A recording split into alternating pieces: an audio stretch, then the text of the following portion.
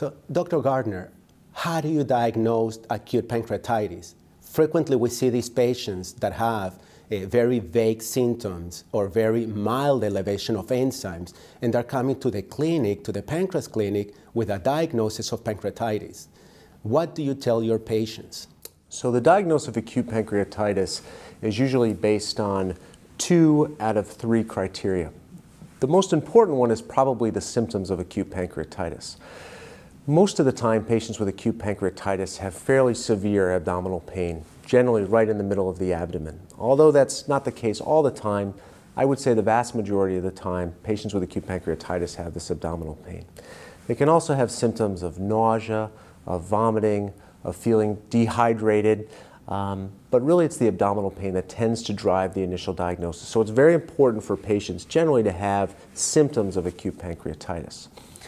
The other major criteria we use are blood tests, and the 2 blood tests that we use are amylase and lipase. And these are the enzymes that are made in the pancreas that when the pancreas gets damaged and inflamed, this can cause those to be elevated. And usually what we look at is if those enzymes are greater than 3 times the upper limit of the normal range, if they're very elevated, then that's usually a very good criteria that they have acute pancreatitis. The third criteria we use is oftentimes what we call cross-sectional imaging, which is generally a fancy X-ray, usually a CAT scan, that can look very carefully at the pancreas.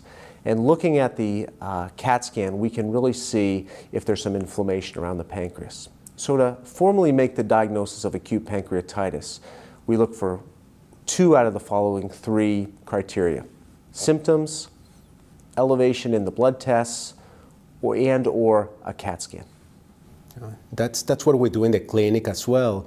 And a point that it's very important also to stress to our patients, it's how important it is for them to bring us all of the data of the most recent hospital admission, particularly when they went in an outside hospital, because sometimes their patients may be diagnosed with acute pancreatitis when in reality they may have something else.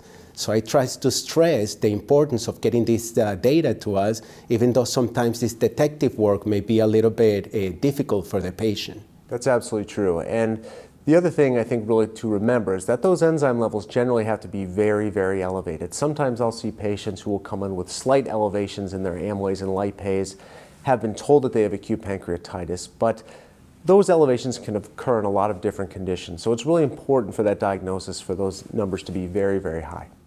I absolutely agree. This is good.